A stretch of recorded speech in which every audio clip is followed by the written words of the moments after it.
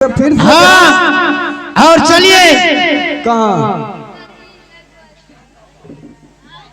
फिर चंपापुर शहर चलिए। अभी तक नहीं पहुंचे बैठवे ने किया है नहीं पहुंचे हैं।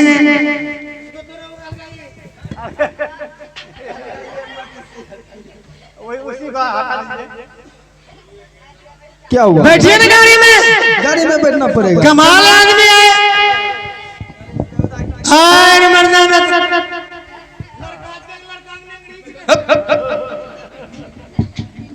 कैसे कैसे गाड़ी के ले जाएगा? अरे बैठिए ना।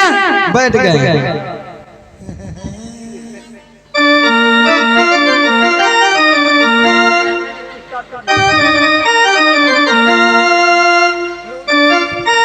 आगे में एक्सीडेंट तो नहीं होगा?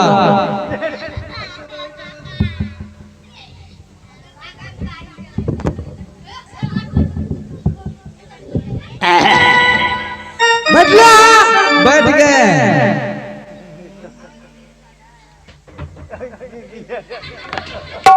ये क्या कर रहा है? आहो याजुदीना आज चला बाबा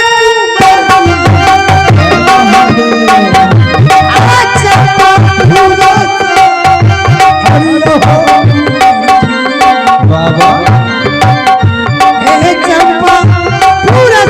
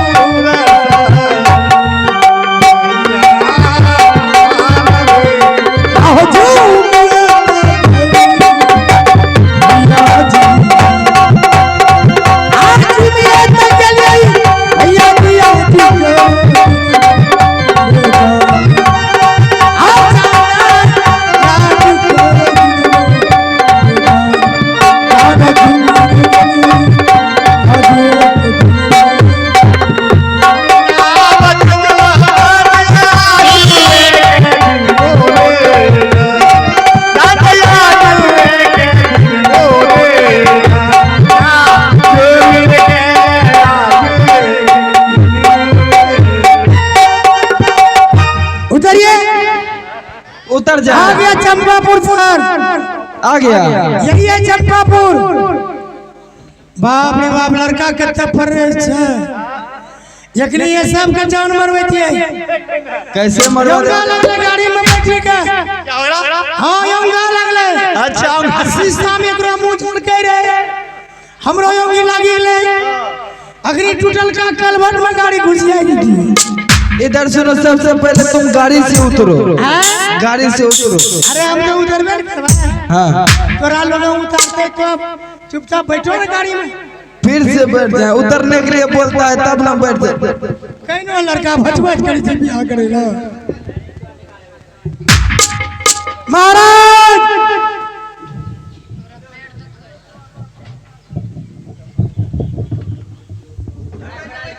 हम मंत्री क्या लड़का मिल गया? बाप रे बाप, लड़का कैसा लड़का है? देखते रही वो, सो क्या बात है? देखते नहीं है? लड़का तो लगता है राजकुमार कैसा। राजकुमार की ऐसा दारू भांग तो नहीं पीता है? नहीं नहीं नहीं नहीं नहीं, नहीं। शराबी उर्मी तो नहीं है?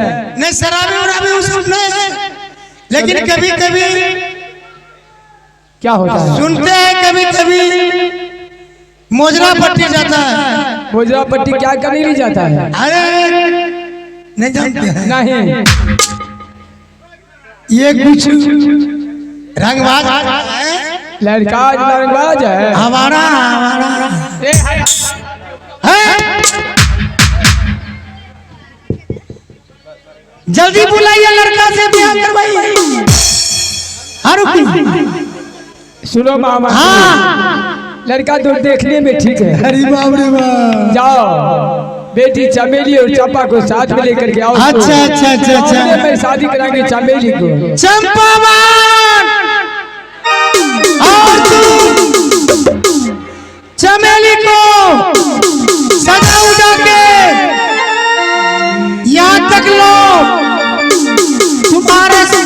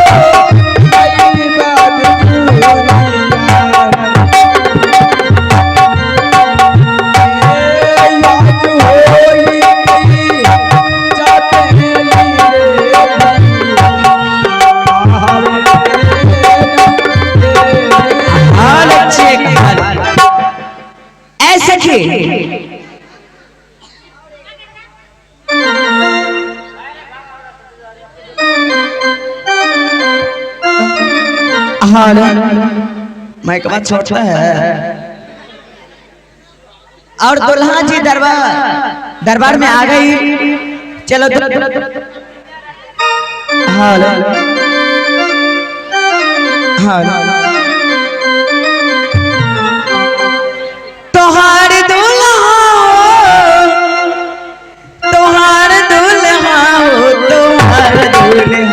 सावर सावर चुरा